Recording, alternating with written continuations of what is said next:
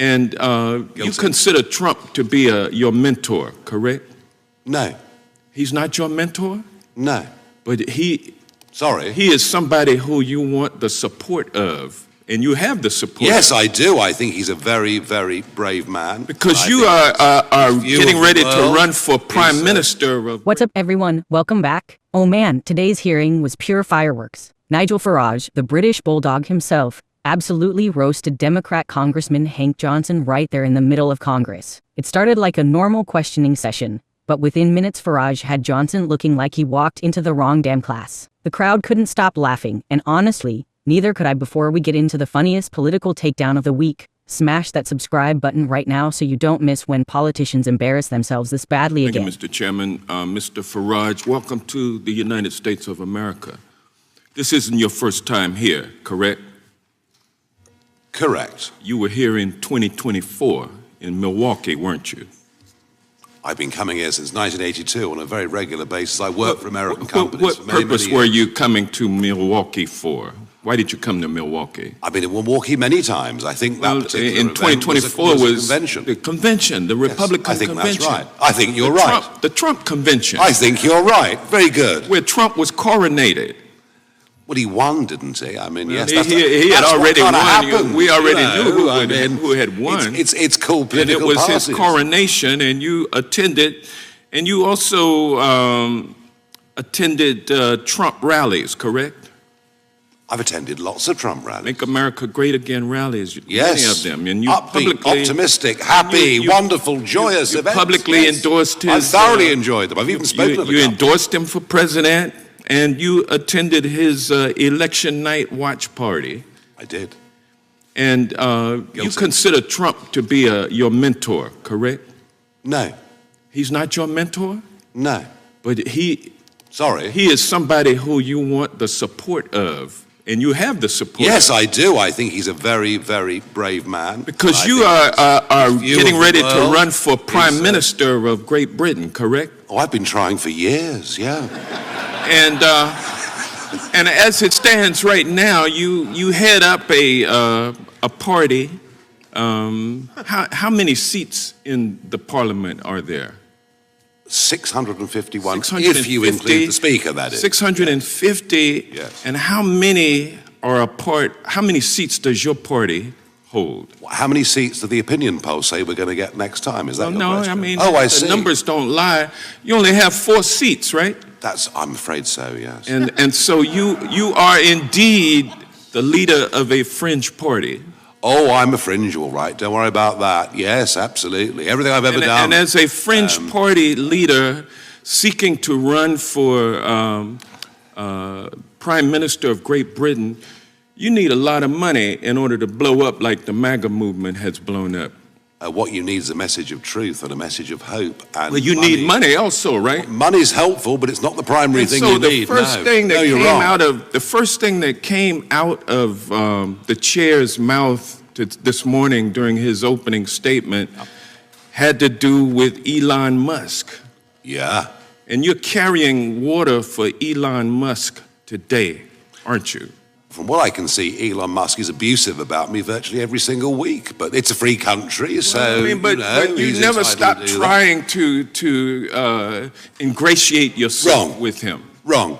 Well, I mean, wrong. You are familiar with the fact. Wrong. You are familiar with the fact, Mr. Farage, I have had a public fallout with Elon Musk. That Donald Trump's campaign benefited to the extent of $250 million from Elon Musk. How much? You are familiar with that, correct? How much did Mr. Zuckerberg give to the Democrats? I mean, this is what happens, and people are. Well, he didn't give any money Let me be clear. To the Democrats. He was sitting behind Trump with the rest of the tech bros, and you are here today to impress all of those tech bros, including Elon Musk. Isn't that correct? I'm going to answer your question very, very honestly. You need money from Elon Musk in order to get elected Prime Minister of Great Britain. That's the bottom line. Isn't that correct? We consider all day, as long as the chairman allows us. I don't mind. I had a very public falling out with Elon Musk. But you're still trying to get some money from him, though. Over a political issue. It's not about the prior disputes. I'm sorry, you're trying to ingratiate yourself with the tech bros by coming over here and trying to. Can I get a cup of coffee or something? And you're arguing. We'll be here a long time. What you're arguing is that the citizens of Great Britain should pay a tariff if these tech companies are not allowed to violate the laws of Great Britain. No, I'm not. That was a falsehood put out by the British Prime Minister today. You didn't say in your Prime Minister's statement. Questions. I have never. In your statement. I have never suggested any of the kind. You don't call My statement for is very tariffs clear. as tools to My force statement is Great very Britain's. clear. My statement is very. You are not it calling might surprise for. you. You are not Mr. calling Johnson. for. It might surprise you to know Tariffs and trade sanctions.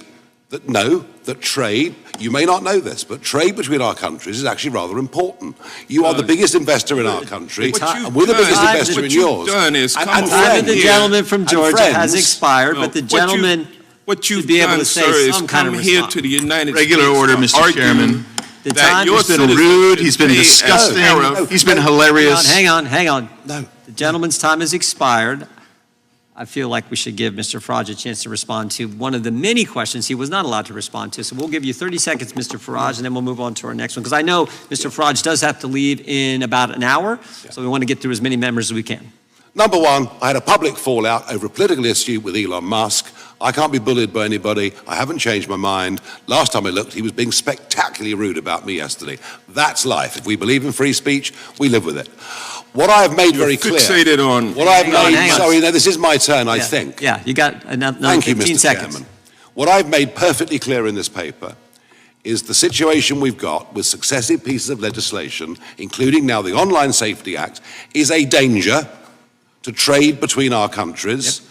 And allies and friends and trading partners have honest conversations with each other. I hope many American companies and politicians have honest conversations with the British government. I've not suggested sanctions at all in any way. Good luck on your race. The gentleman. Hank Johnson kicks it off pretending to be all polite. Welcome to America, Mr. Farage, he says. But you can tell he's already setting the trap. Within seconds, he's bringing up the 2024 Republican convention, calling it Trump's coronation. Farage just smiles and hits back. Well, he won, didn't he? Boom. Crowd cracks up. Hank blinks twice like his brain just lagged, and the whole vibe flips. The hunter just became the hunted. Next, Hank starts grilling him about Trump rallies like he's interrogating a suspect on Law and Order. Did you attend Trump's rallies? Did you endorse him? Is he your mentor? Farage stays high school. No, he's not my mentor, but he's a very brave man. Translation. Nice try, Congressman, but you're way out of your depth. At this point, even the cameraman's shaking, probably trying not to laugh out loud. And hey, if you're loving how Farage is dismantling this nonsense, hit subscribe right now. Now Johnson tries to pivot. He goes, "You're carrying water for Elon Musk." Farage literally bursts out laughing. From what I can see, Musk insults me almost every week. The look on Hank's face, priceless. He thought he had a gotcha moment, but Farage turned it into stand-up comedy gold. Then Farage drops the line of the day, "It's a free country." You could feel the room lose it, like a comedian just nailed the perfect punchline. And because nothing else was working, Hank swings for one last big accusation, claiming Farage called for tariffs on U.S. tech companies. Farage leans in and fires back.